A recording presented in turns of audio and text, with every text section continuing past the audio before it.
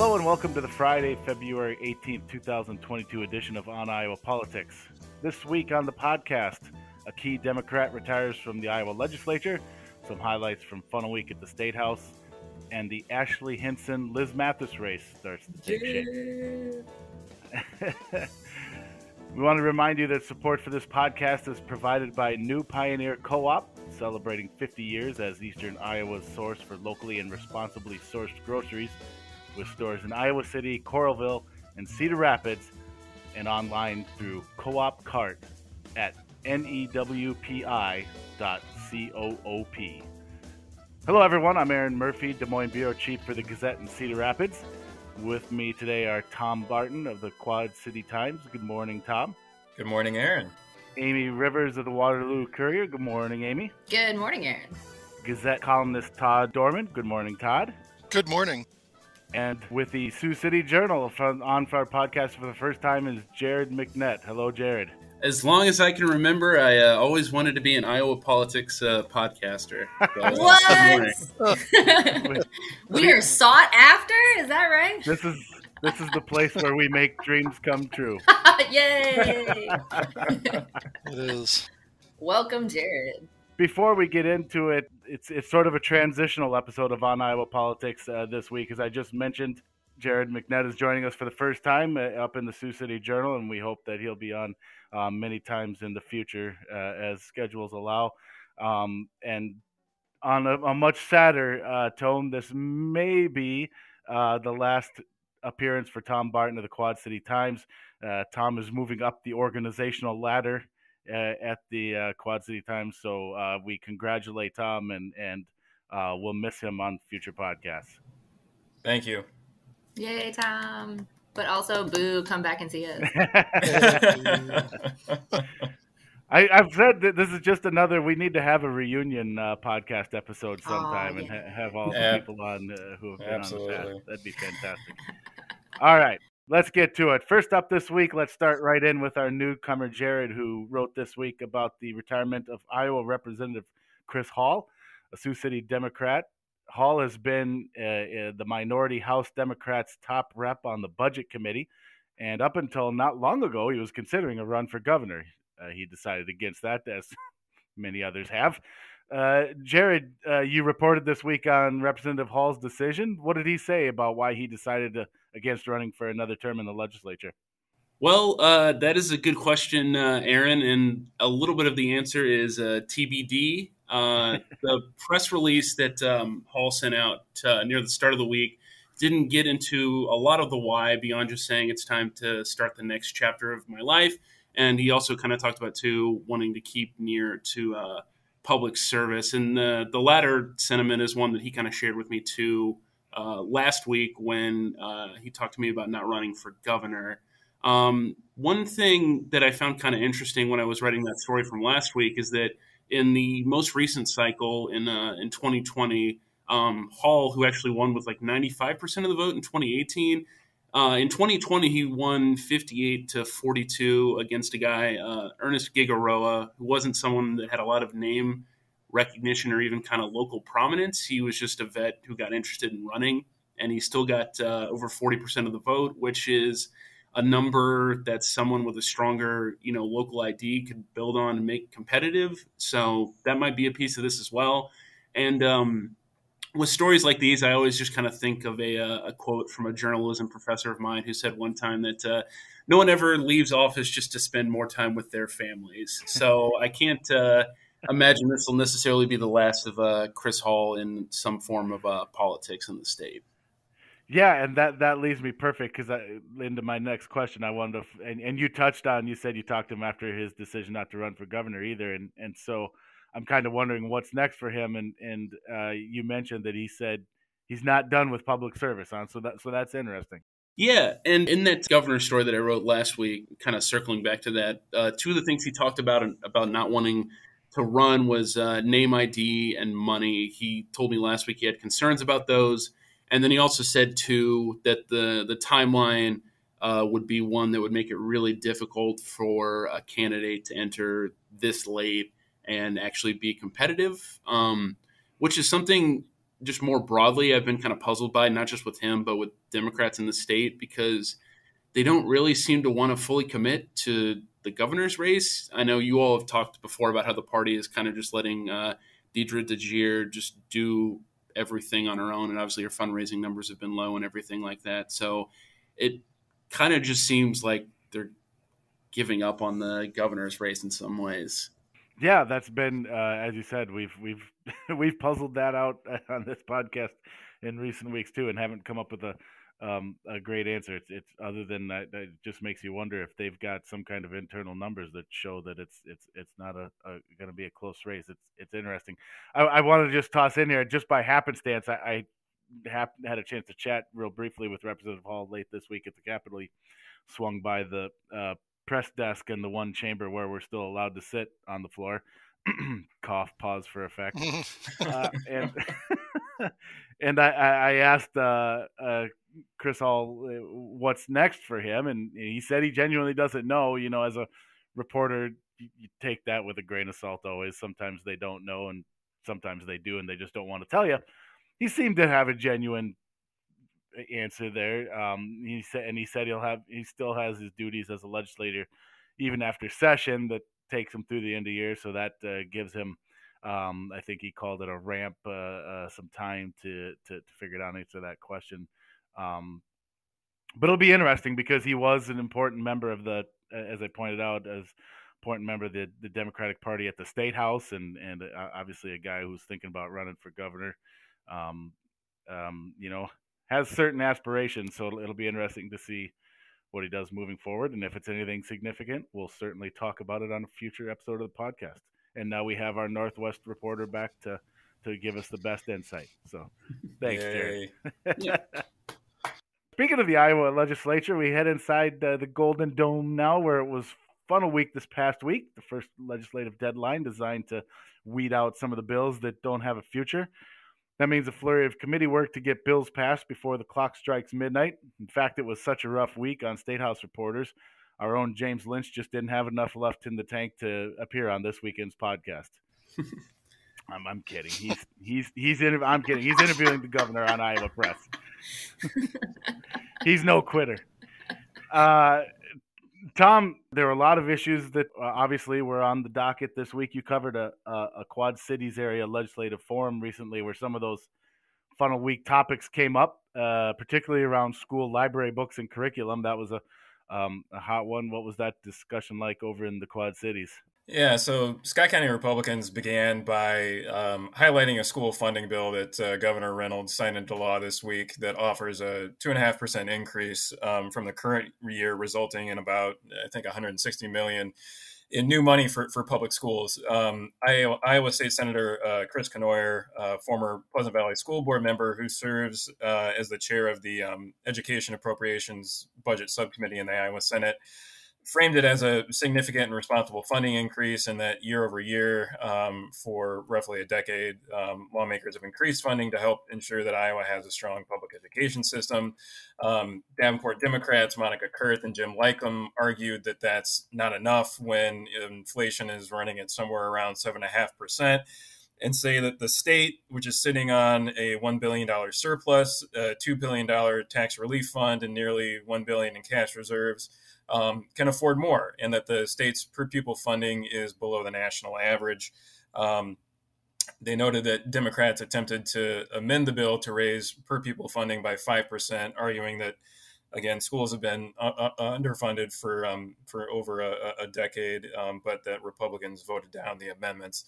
A Davenport parent who attended the forum agreed with Democrats, sided with Kurth and Lycum, feeling that a 2.5% increase is not enough. And then she turned the focus to legislation over school library books and curriculums, wishing that Republican state lawmakers would, quote, spend their time, energy, and money in Iowa on doing things that would help K-12 schools, end quote, rather than advancing bills focused on restricting books, materials, curriculum that schools and educators distribute that parents deem obscene.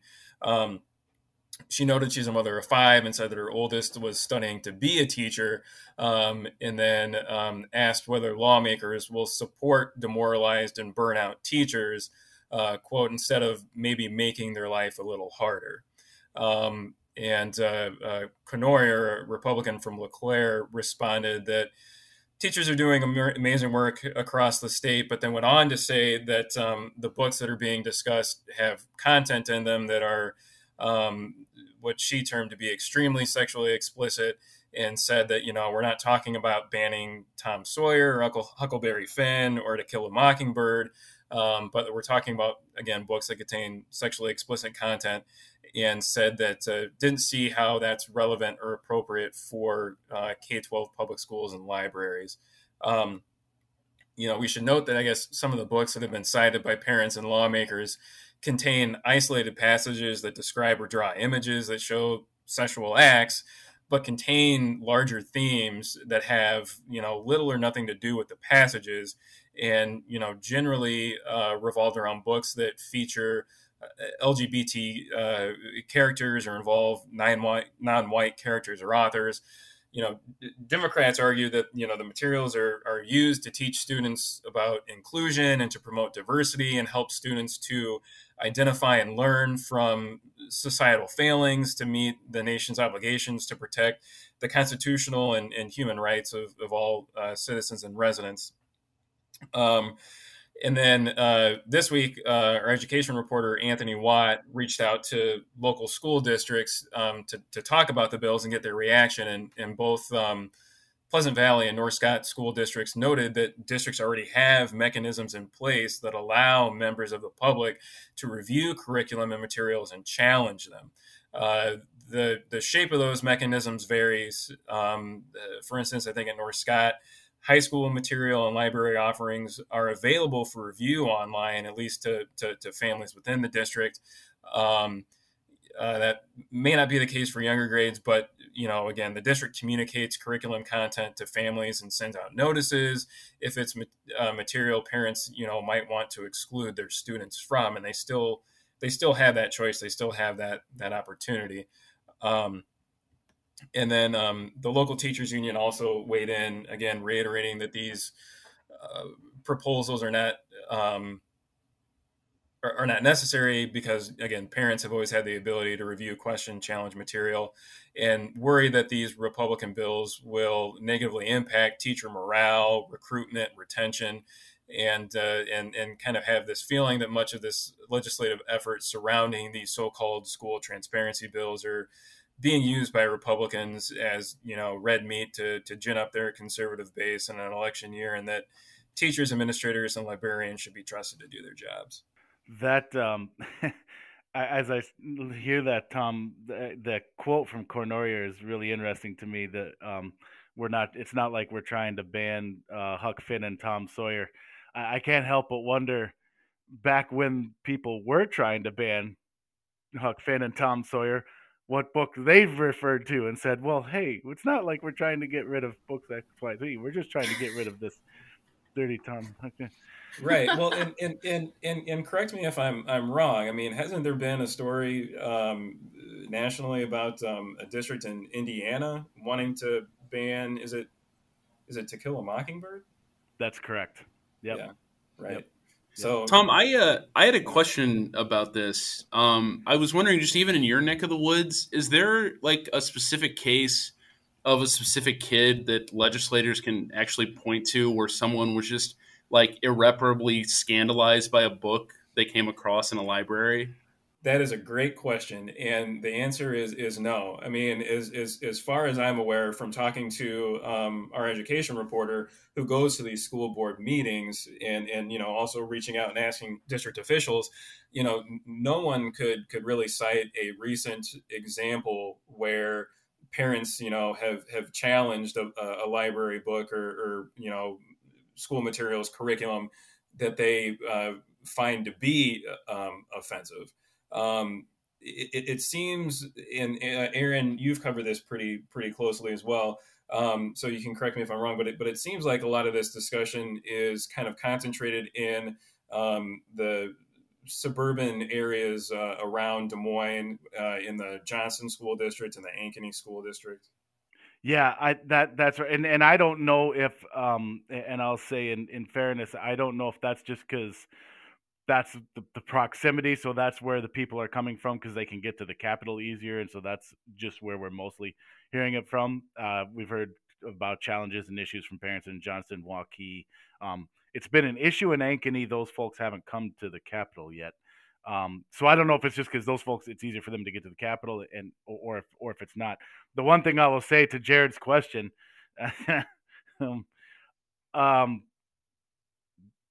yes, there has been an example brought up at the State House, but I don't know how much it actually relates.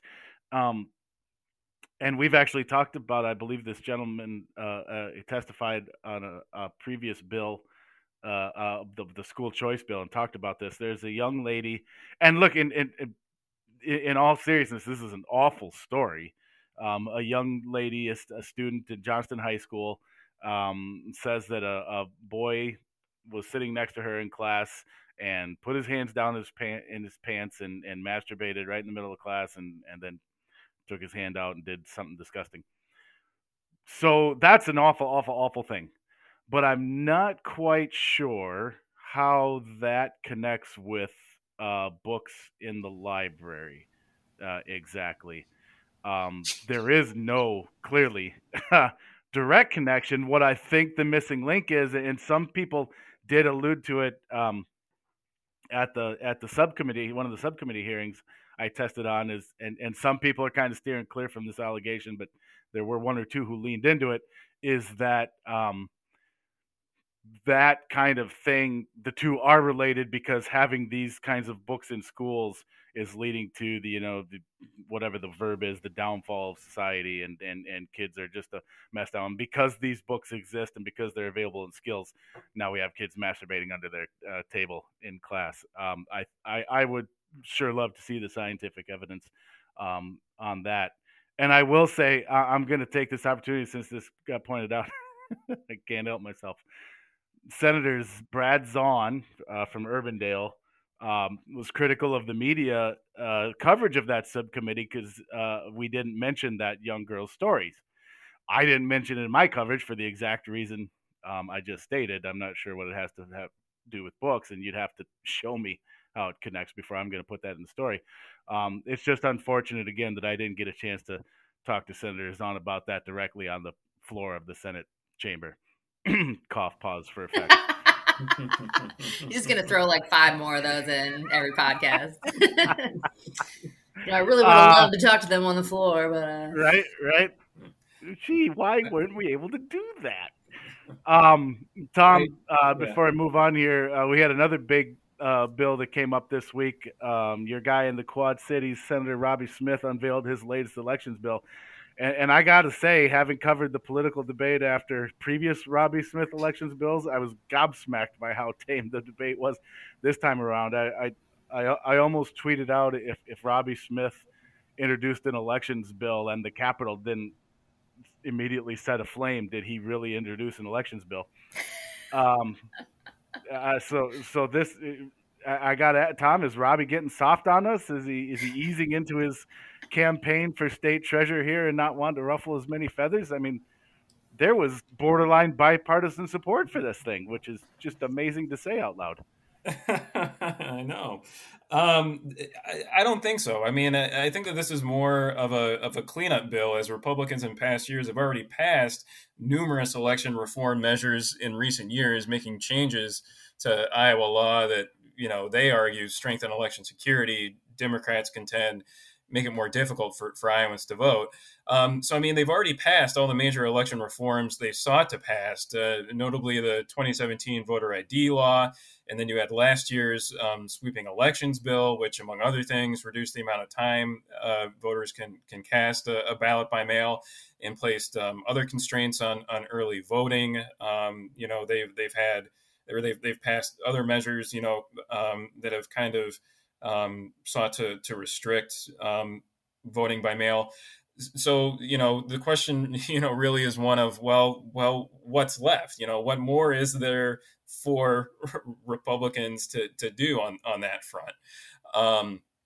The biggest piece of the bill, I guess in my mind, would streamline Iowa's recount procedures in response to issues that arose in the exceptionally close 2020 election in Eastern Iowa's 2nd Congressional District.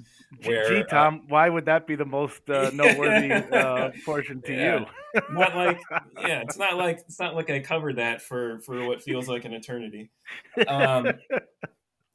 And so again, to refresh people's minds, Republican Marionette Miller Meeks was declared the winner by 6 votes out of nearly 400,000 cast, following a district-wide district-wide recount that was marred by errors, discrepancies, and inconsistencies in how ballots were examined from county to county. Republican lawmakers last year chose not to address those issues, while Democrat Rita Hart challenged the results before the democratically controlled U.S. House, preferring to wait on the outcome of the U.S. House review of the election results and instead focus on passing their larger election reform bill that I just mentioned. The Hart campaign eventually dropped the challenge before the U.S. House. And so now Republican lawmakers are going back to provide some uniformity in Iowa's recount procedures and address some of those issues ahead of the elections this fall, with proposals that, generally seem to be supported by Democrats and county election officials. Under the legislation, candidates would no longer be able to request recounts of specific precincts. Instead, if they want to recount, they would have to ask for the entire county to be recounted. Wilton Republican Bobby Kaufman, who introduced a companion bill or identical legislation in the House, said that provision is intended to avoid situations where candidates can request recounts only in precincts that they think will yield them additional votes, and essentially trying to cherry pick votes. The bill would also require candidates to choose whether they want only a machine recount or a machine recount followed by a hand recount, and that asking for a hand recount in one county would require recounts to be conducted using the same process in every county where they're asking for a recount. And so, again, proponents say that this will provide consistency compared to current law, which provides broad discretion to recount boards to decide the mechanics of a recount. Some counties did. So in the 2nd congressional district recount, some counties did complete hand recounts, some did complete machine recounts, and some, including Scott County, did kind of a hybrid version of both. And then the size of recount boards would also change. Currently, every county has a 3-member board consisting of 1 Democrat, 1 Republican, and then a 3rd member selected by the chief judge for that judicial district where the recount is taking place. It would change that number depending on population, raising it to a 5 or 7 member board relative to population. And then the last piece is that the proposed bill also bans Iowa election officials from accepting donations or grants from private businesses or groups that fund election operation improvements or upgrades. So during the 2020 election cycle, some Iowa counties accepted grants from the Center for Tech and Civic Life, nonprofit whose goal is to modernize U.S. elections and help local election officials address costs during the COVID-19 pandemic. That organization was funded by Facebook founder Mark Zuckerberg. And in the fall of 22, the Iowa Voter Alliance sued Scott and Black Hat counties after those auditors accepted grant money from the center. A federal judge rejected that lawsuit. It'll be interesting to see as that one moves forward. If that, like I said, you actually had Democrats kind of saying, "Hey, that most of this sounds good." Like you said, they took the recount language from, they got input on that. They didn't just draw up the Republican plan. Right. That largely came from recommendations from the state association representing county auditors, and Mary Wolf, a Democrat of the subcommittee from Clinton, who was Rita Hart's designee on the Clinton County recount board. I believe during that subcommittee hearing, said that, she was willing to work with Republicans on that recount provision and seemed like they were generally kind of on board. Yeah. I should say, and I wish I should have asked around before I came on, but I can't help it. Even passing on without the context. So this one went to committee, and I didn't cover it because James Lynch was covering it for us. But I heard from colleagues that during that committee, Representative Bruce Hunters, who's a liberal lion from Des Moines, suggested that Republicans needed to grow a pair. Which was just fantastic to hear in a legislative committee hearing. And I said, I wish I had the context. I don't know what he was talking about, but it was still too good. Was he talking about? Was it like a Bartlett or a Danjou pair? Yes, or it could have something been like perfectly innocuous, Erin. I'm sure that's what it was. He's just worried about if they're getting enough fiber. I mean, it's a real good guy. And Tom, I hope someday that you find yourself on Jeopardy and the final Jeopardy category is the 2nd Congressional District recount. Because then it will be all of that you'll get payback finally. It will have been worth it finally.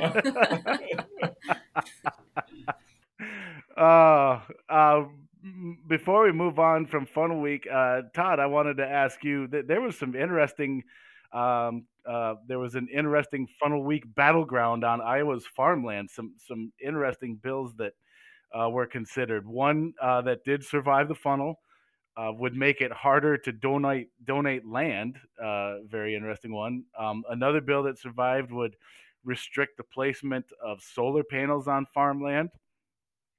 And finally, one that didn't survive would have significantly restricted the use of eminent domain, which is, for those who don't follow closely, that's when the government claims private land to be used for private business projects, usually pipelines.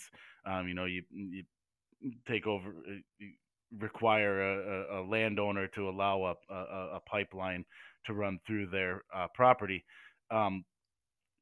Kind of interesting when taken as a whole there, Todd, and maybe not a great group for private landowner rights. What did you make of those three? Yeah, it's too bad that we're only audio only, because this would be a great time for a flow chart. But one exactly right. The second bill you mentioned, it actually, one correction, it's not about donating land. It's about if you sell land.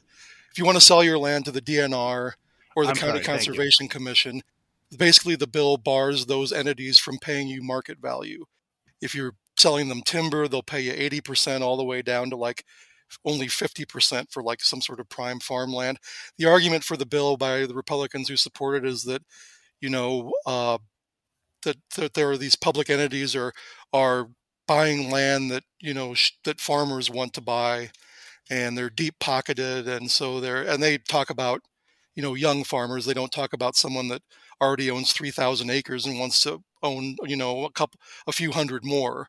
But so they would basically penalize you in some way for selling your land for a conservation purpose.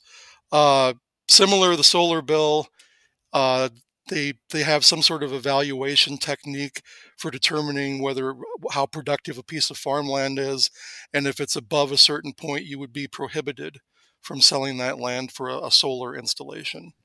In order to keep that prime land right. So in the flow chart, are you selling to the state? Yes, you get no market value. Are you selling to a farmer? You get anything you want. Are you selling it for solar? Yes. Is it good farmland? Yes. Then you can't sell it for that.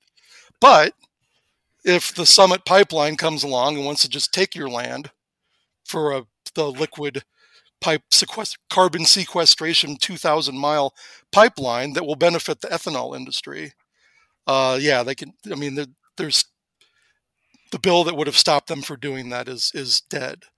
So, and what symbol does that make on the flow chart? That there's a line off there. It's like, are you family of Tom Vilsack? Were you a former governor? Are you a former chief of staff to the governor? If so, then take the land. That part of the flow chart is like the episode of The Simpsons where the Music Man type guy has a chart that just says me and then money, and he's just holding the bags of money, and that's the whole flow chart. Exactly. That is exactly right. I mean, and these lawmakers, they're talking about one of the lawmakers in the subcommittee on the bill that would penalize you for selling to the state or the county, talked about that we need to strike a balance between agricultural interests and conservation, which I was at home, so I could laugh really loud at that, considering that we've got 30 million acres of cropland in a 36 million acre state, and you could fit the public lands probably in a big shoebox. So the idea that there's this that conservation land and public land is taking up the prime farmland in Iowa is not true. Actually, I mean, I've seen more farmland gobbled up by suburban sprawl than by that's what it is. projects. And you see that more in the county level. Yeah, and the bill makes more of just people wanting to build on their own land and other farmers sort of being upset by that than you really do this other thing. Yeah, and the bill doesn't address any of that because, as close behind farmers are developers are fairly popular among the Republican caucus. So, it'll be interesting to see where these go. I think the one penalizing you for selling for conservation has the best chance of passage. I don't know about the solar one exactly. It's been a little lower profile, but it certainly sets up a curious set of property rights for the party that's been traditionally known as the party of property rights. Yeah, like we said, the eminent domain one is technically dead. It didn't pass the funnel. Now, as we always say, there's anytime a leader really wants a bill to come back, they can. There are any number of different ways they can. But even the leaders don't sound too interested in bringing that one back up. So out of the three, that one sounds like it's for sure dead. Yeah, just like that was a great conversation, Doug, because I thought that was such an interesting package of bills there that we heard on. Finally this week, we get out to eastern Iowa where the new 2nd Congressional District race is starting to warm up a bit, unlike the February temperatures. Although, as I say that, we're recording on Friday and it's supposed to be in the 50s here in Des Moines. So, here too on Sunday. Oh. Now I lost my place. So, here we go. If you can't tell your congressional districts without a scorecard after redistricting, this is the one between two former KCRG TV journalists. That's right. Ashley Hinson and Liz Mathis. Amie, you dipped your toes into this race a little bit here. You covered a recent Hinson town hall meeting in the Cedar Valley. How did that go? How are those town halls going for Ashley Hinson these days? The Battle of the Network All-Stars. Yes, I love this race for sure.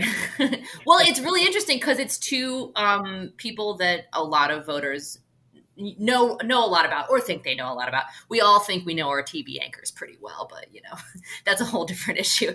But yeah, I mean, when she comes to Black Hawk County, it's one of the few counties, in the current 1st district that is incredibly blue. Democrats outnumber Republicans almost a 2-to-1 or more in some areas. So yeah, she's got a little pushback, but she did get some friendly faces there. So she was able to sort of take a wide variety of questions. And to her credit, she was calling on pretty much half and half. I don't know if she necessarily knew everybody, but she did seem to know some of the Republicans in the crowd. So she was taking questions from all sides. So she got some pointed questions on, one of the interesting ones was on teachers. So she was sort of asked, by a maybe more liberal questioner about, wearing a mask that had said last year, and the Gazette covered this a little bit, that had said, trust science, not the teachers' unions. And this teacher took a little bit of offense to that, saying, I worked for a teachers' union my whole life. They gave me benefits and how could you do this? It seems really divisive. And so, she's answering it in the roundabout way of why she wore the mask. She was trying to make sure that other schools stayed open. Obviously, Iowa did stay open at that time. But then another questioner, a more friendly one, was saying, I appreciate your votes there, but let me tell you, teachers really do have it hard in this state, and they are under the gun, and they are really feeling the pressure. What can you do, at the federal level? And it's really sort of, I think, she then, was able to soften a little bit more, and it was very much like, my mom was a teacher. I want to support teachers. I also want to support families. I want to support the mental health of the students, as well as making sure that parents aren't scrambling all the time trying to figure out how to get their kids in school. And so obviously Ashley's got 2 kids of her own that are at school age. So she kind of is aware of this problem. So it was interesting. She's able to hold her own for the most part in a town hall and isn't really surprised by any of these questions. And she's always able to sort of point to, bills that she's either co-sponsored or had on. So she's definitely got, an uphill battle in Black Hawk County in general. But does that change the race at all in the new 2nd district? Remains to be seen. I think it'll still be a very close race. Before I get my next question, I got to react to something you said there about her having, did you say it was a teacher in the family? And I forgot what you said. Her mother taught at, I think she said Newton High School.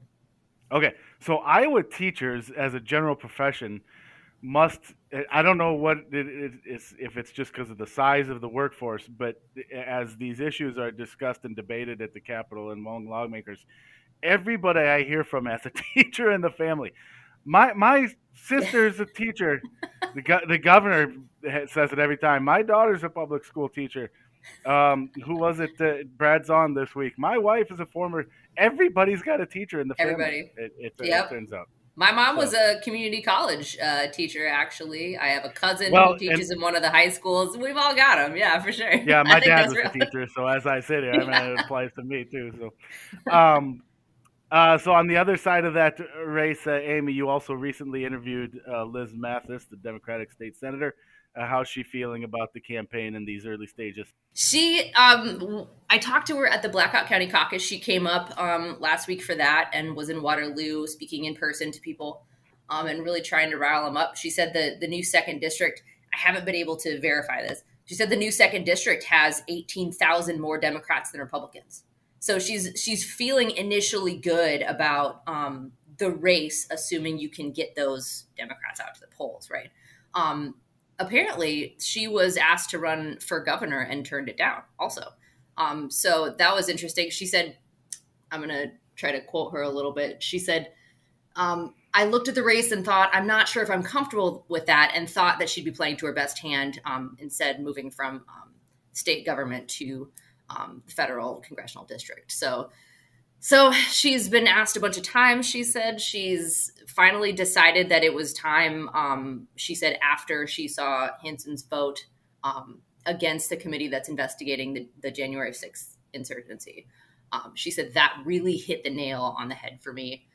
That was the move. And I just thought, no more excuses. I don't want my congressional rep voting this way. I don't want her to vote this way for anybody else. So it's time to step up. So that was really the key for her to step up. So I would expect her to keep hammering that as we go on, especially if you keep getting more revelations about and from the January 6th committee. That could really be red meat for her going into the campaign. Yeah, and so I looked it up quick. Now, how much? What did she say was the difference in voter? Democrats do have an advantage. What's the advantage? What did she say? She said. So this is from right after redistricting that I recorded this, and so this isn't the most updated voter registration numbers. These would be from October. These would be October's numbers, and it's about a 10,000. No, that's too big a number. God, you're asking a journalist to do math on the spot. About 4,000 to 5,000, and that's registered.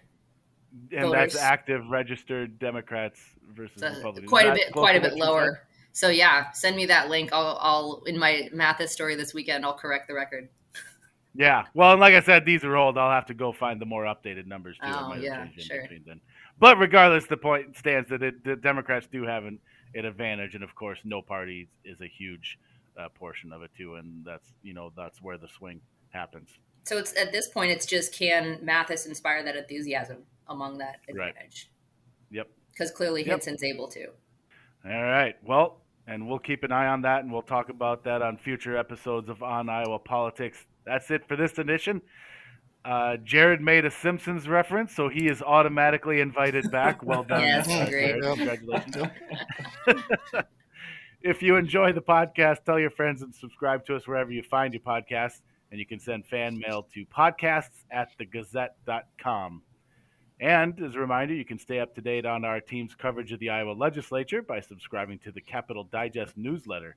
Just go to the Iowa Legislature tab at gazette.com. Thegazette.com. Gazette.com is the one out in Colorado, I think. And we're thegazette.com. So Gazette. If you find yourself in the Colorado newspaper, you're at the wrong Gazette. And don't forget that the work of everyone you heard here today can be found on the pages and websites of the Quad City Times, Waterloo Cedar-Falls Courier, Sioux City Journal, Mason City Globe Gazette, Muscatine Journal, Council Bluffs Daily Nonpareil, and that aforementioned Cedar Rapids Gazette. McPhisto is playing us out this week. If you know an Iowa band or musician who should be featured on the podcast, please send us a sound file. For our producer, Steven, Amie, Todd, our new guy, Jared, and for the last time, sad face, tear, Tom Barton, I'm Erin Murphy. Thanks, everyone, for listening.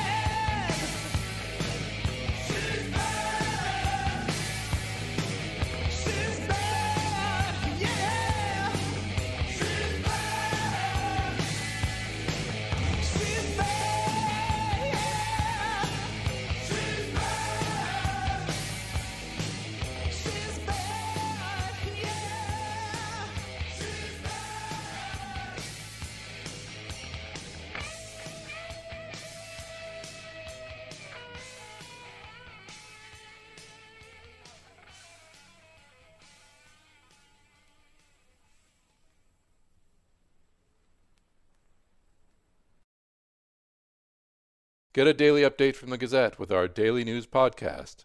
Add it to your podcast player or your Alexa-friendly device to get a bite-sized local news update each day.